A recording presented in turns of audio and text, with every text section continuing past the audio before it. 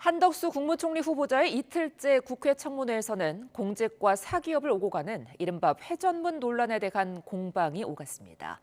한 후보는 공직에서 쌓은 경험을 막는 것에 납득이 가지 않는다며 적극적으로 반론을 이어가는데요. 다만 대통령 집무실 이전은 소통이 더 필요했다며 아쉬움을 표시하기도 했습니다.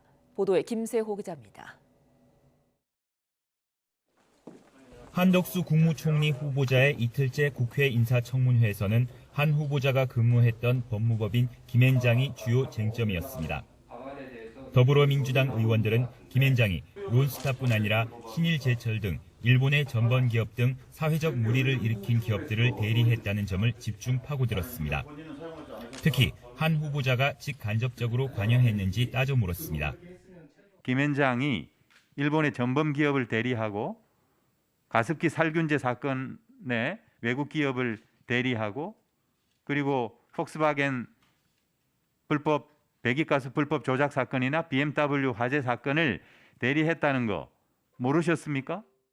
이에 대해 한 후보자는 김앤장이 어떤 사건을 맡았는지 전혀 알지도 못한다면서 적극 반박했습니다.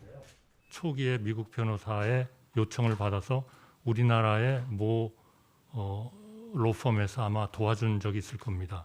그러면 한국의 그 로펌은 정말 비난받고 그런 일을 하지 말아야 될까요? 고위공직과 김앤장 등을 오고 간 이력을 지적하며 후배 공무원들에게 자신과 같은 길을 권할 수 있느냐는 질에도 물러서지 않았습니다.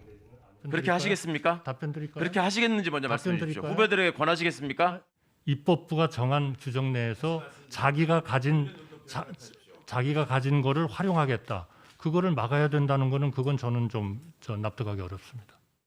반면 국민의힘 의원들은 민주당 대선 후보였던 이재명 상임고문의 과거 변론 이력을 소환하면서 강하게 맞받았습니다.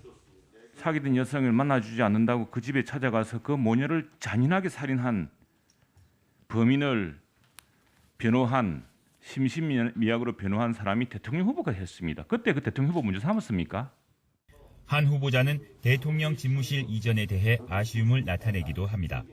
국민들한테 좀 더 시간을 많이 가지고 설명을 하고 소통을 하고 하는 부분에서 조금 좀 부족하지 않았나 이렇게 생각합니다. 이틀 동안 인사청문회를 거치면서 더불어민주당이 한덕수 후보에 대한 공세 수위를 높이는 상황에서 검수완박을 둘러싼 여야의 극한 대치가 겹치면서 한 후보의 국회 인준 여부에 어떤 영향을 미칠지 관심이 쏠리고 있습니다. YTN 김세호입니다.